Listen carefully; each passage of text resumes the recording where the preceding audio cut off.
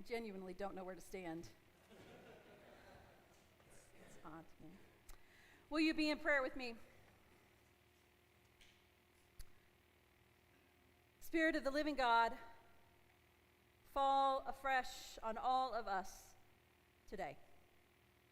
Open us fully, our ears, our hearts, our minds, to the ongoing revelation that is your good news on this day and every day.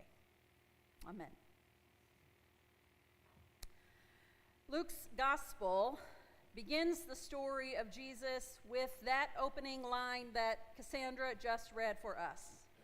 In the time of Herod. Now that may not send shivers down your spine as a modern reader of this gospel. However, it does reveal layers of information about the fearful world into which Jesus was born. One filled with rampant oppression, economic disparity, uncertainty, and instability. A world not so unlike our own, right? And yet, throughout the stories of Christ's birth, the whispers of angels deliver a surprising message. Over and over again, the angels say, "Do not be afraid." In our own time, we might ask, is it even possible to be fearless in a fearful world? I don't know about you, but I feel afraid. I feel afraid for my queer siblings. I feel afraid for my brown and black siblings. I feel afraid. When Mary, Joseph, the shepherds, and the Magi are each called into God's redemptive story through visits by the angels, they do not deny their fears. Instead, they turn and face them, and they move through them. They ask questions. They hold fast to their courage. They trust in the good news, and they say, despite their fears, "Okay, God, here I am. Use me." When we find ourselves in fearful times, maybe we too can follow their example and acknowledge our fears, while we also insist on hope. This year's Advent series that we will be journeying through for the next several weeks is written by the great women of a sanctified art. We've used their resources for years and years, and so we use their words today in worship, and we will throughout the season of Advent.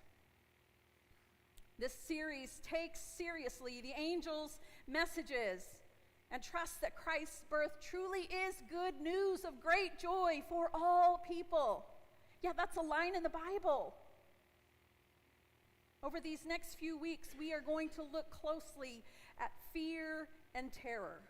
Nothing says Advent like fear and terror. But truly, fear and terror are looming in the background of the Christ story and in our story. The time of King Herod and the time of would-be kings today. It's true that fear can divide and paralyze us. It can even be used as a tool for oppression, can't it? But what if we are invited to form a different relationship with fear? Can we acknowledge fear without letting it rule over us? Might we be able to catalyze our fear into love and action? What if naming our fears, rather than simply seeking to dispel them or reject them, helps us see more clearly who and how God is breaking in? You know, it was none other than the Reverend Dr. Martin Luther King Jr. who declared in a sermon that he delivered in July of 1957 called "The Mastery of Fear." And in that sermon, he said, "Be not afraid does not mean get rid of all fear. Without fear, he says, the human race could never have survived. So the difficulty of our problem is that we are not to get rid of fear altogether, but we must harness it and master it. Like fire, it is a useful and necessary servant, but a ruinous master. You see, fear can be a propulsive agent of change, leading to our communal liberation and transformation within us and within our world, but only if we learn to confront it and master it. Another great mind, Reverend Dr. Boyoung Lee, tells us that both Luke and Matthew begin their Gospels by orienting us within the time of King Herod. And so that's where we begin this Advent series, by fleshing out what it might have been like to live in the days when Jesus was born. This was no golden age of peace or spiritual clarity. It was no late 1960s and 70s where everyone was talking about peace and love. It was a time of survival under the empire. And to be fair, I wasn't around in the 60s and 70s, so I'm not sure that's how it actually was. But I digress. In the time of Jesus, Herod was the Roman appointed ruler of Judea, governed with paranoia and absolute cruelty. His power was secured through imperial alliance. He maintained his power by coercion, surveillance, by utter brutality. And it is in that midst that Luke situates the story of Jesus in the center of those political realities. As a side note, you see, the gospel that we have been given is not only spiritual, but political. Jesus was a political force of nature. Jesus' messages were almost always political, when he flipped the worlds that we know it upside down. Into this context then, this time of King Herod, Luke, the gospel writer, introduces us to Zechariah and Elizabeth. Have you heard of Zechariah and Elizabeth before? Raise your hand if you have. Yes, okay. They were an aging couple. Zechariah was a priest, but they were not marked by prominence or power like many priests today. They were not renowned as visible empirical resistance fighters either, but by a deep, achingly sorrowful longing. You see, they had no child. And in their time, barrenness was often interpreted as divine judgment. People thought, surely they must have done something wrong, but there is no judgment of them in the Lucan gospel. Instead, they are called righteous. Elizabeth's childlessness brought not just personal grief upon her, though, but public shame, even in her righteousness. But still, their faith endured in the waiting. It's tempting, isn't it, to rush ahead to the angel's announcement and the joy of John's birth, to move past that longing and aching that they must have known. But Luke slows us down in their gospel, inviting us to notice a moment of interruption. You see, while offering incense in the temple, Zechariah encounters this divine messenger, an angel of the gospel good news. His response is not joy, woohoo! It is fear. Again, Reverend Dr. Boyoung Lee goes on to share that Luke uses the Greek verb in this gospel, tarazo, meaning to be troubled. I don't know why I said that with a little Italian flair. Greek, not Italian. But it means to be troubled, to be disturbed or agitated. This is not a fleeting startle. It evokes deep inner shaking, a disruption of the body and the spirit. Terrazzo is the soul's recoil from something that is unexpected happening in your world. It's the mind's clamor in the face of uncertainty. It's that body trembling. Have you felt that before? At the threshold of something that you cannot control. And fear in that context is not failure. It is a natural human response. When my son, who turned 15 2 weeks ago, and getting ready to drive, so beware. When he was very young, he instantly loved Santa Claus. Had no fear of Santa Claus whatsoever. Loved to go and see Santa Claus, to get his picture taken with Santa Claus. He talked about Santa Claus nonstop. But his very first and every encounter with the Easter Bunny for years was something very different. When he was 2 years old, he first encountered the Easter Bunny. And you could see him shake as he approached the Easter Bunny. And tears and sobs poured out of him.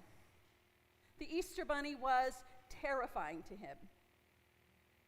Imagine my surprise when a few years ago, he was about 12 or 13 at the time, and I asked him, would he host and show around the Easter Bunny during the Easter egg hunt we had here?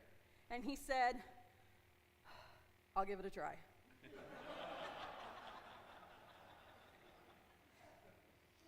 And he did, and I think he overcame that fear. But for many, many years, his natural human response to the Easter Bunny was abject terror. And who would fault him for that? Human response.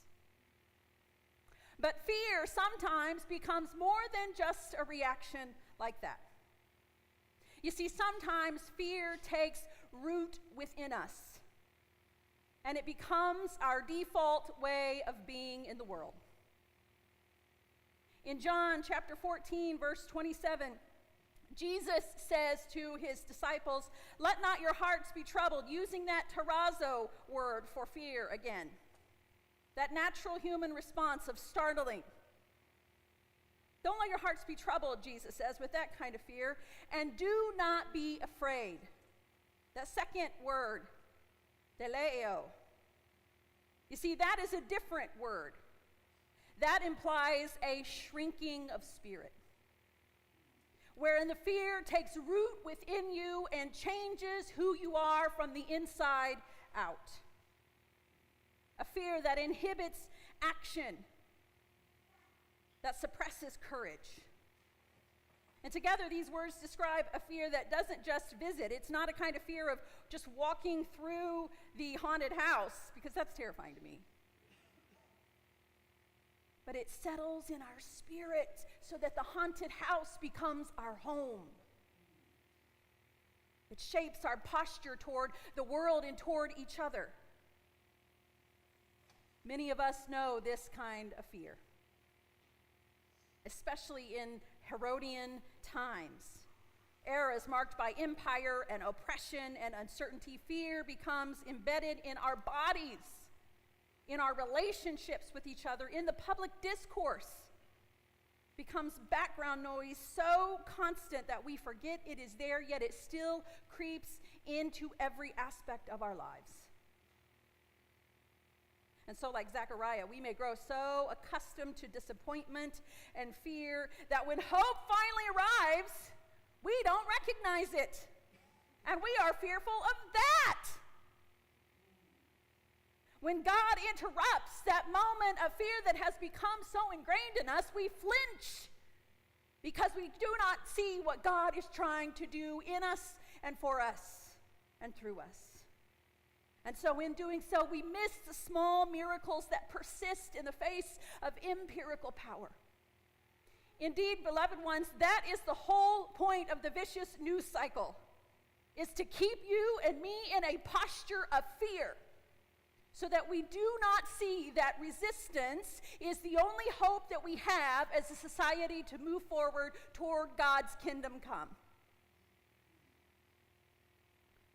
We we may be so startled by hope that we refuse to participate in its call to action because the change that it may require of us is too daunting.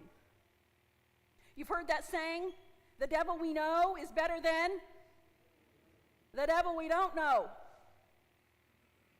Sometimes we, like Zechariah, can be so comfortable in our infertility that when something seeks to show up and birth something new in us, we reject it because it is frightening that something new might come from us.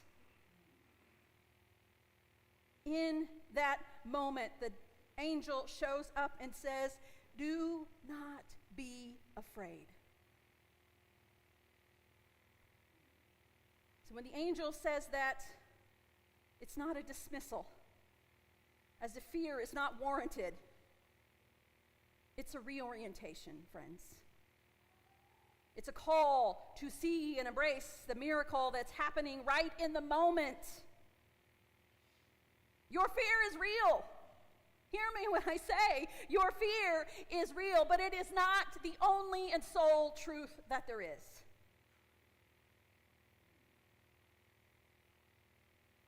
God has been listening. God enters into the silence, into the ache, into the barrenness, into the very place where our fear has taken root in our spirit and caused us to bend over in pain. God's response begins not with a miracle, but with a recognition. You have been seen and heard. This is a word for all of us this Advent season. Again, Reverend Dr. Boyoung Lee encourages us by saying, in a season of waiting, we are not asked to suppress fear, but to face it. To ask these three questions of it, of ourselves. How does fear live in me? What voices has it amplified? And I would add that I probably should stop listening to. And what longings has it silenced within me that I need to awaken to? Beloved ones, fear can be a teacher. It tells us about the things that matter to us. It is the voice of our vulnerability, asking not to be erased but acknowledged. Advent, this Advent season and every Advent season gives us room to sit with the fear, not to banish it, but to listen to it. What are you afraid to hope for? What feels impossible to you? Because of fear that keeps us paralyzed and accepting the status quo. What have you stopped praying for? Where has fear caused you to shrink back? In the time of Herod, the world was loud with the empire's threats, echoing with grief and great longing. And still, God broke in. In the time of fear, God heard the prayer from Elizabeth and Zechariah's lips, from the deep ache within their heart, and God responded with presence. This Advent, perhaps the question before us is not how do we rid ourselves of fear? Maybe the deeper invitation is this: can we name our fear honestly and still believe that God is near? In the time of Herod, in our time today, and in the world still to come, God is indeed near. This is the good news of the Advent season. And for it we say, thanks be to God. Amen.